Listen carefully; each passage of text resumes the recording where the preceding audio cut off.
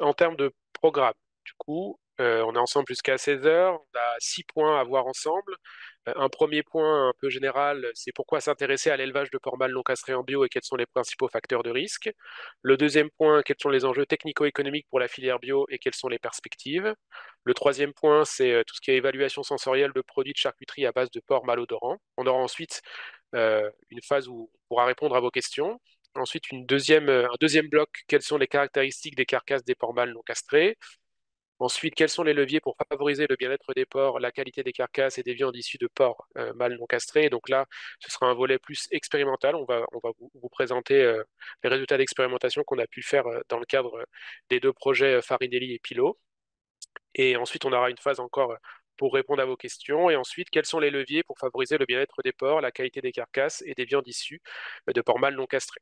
Donc, recommandations et témoignages. Donc là, on aura témoignage d'une éleveuse et de Stéphane Ferchaud de la station expérimentale Porganique d'INRAE. Et à l'issue de ce dernier point, on aura encore une phase de questions. L'idée, c'est que sur les 2 heures que dureront le webinaire, on ait 1 heure et demie de présentation et une demi-heure, on puisse répondre à vos questions.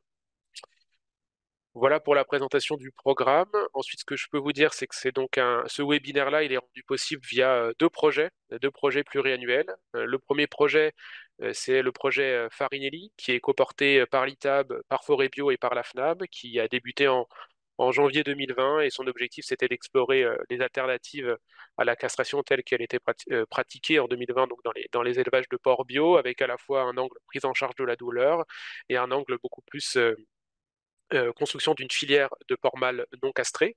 Donc pour ce faire, voilà, le projet a mis autour de la table un certain nombre de partenaires avec différentes expertises, que ce soit INRAE, ANSES, l'IFIP, et la ferme des Trinotières et le lycée d'Ureux sur toute la partie recherche-expérimentation, des entreprises de l'agroalimentaire comme Salésion Biovaleur et l'abattoir Olviaport, des groupements d'éleveurs bio, Biodirect, Unibio et leur fédération Forêt Bio, et enfin des instituts techniques agricoles et industriels, l'IFIP et la DIV.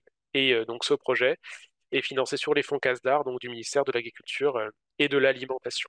Donc ça, c'est le projet Farinelli. Et le deuxième projet, c'est le projet Pilot, et je laisse Sarah le présenter.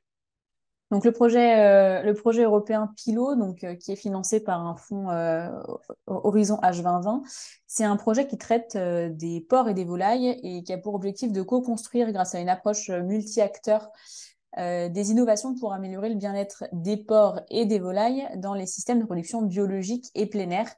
Et donc, c'est un projet qui a débuté en septembre 2019 et qui va se terminer en août 2024. Et dans le cadre de ce projet-là, une des parties était l'élevage de porcs mâles non castrés.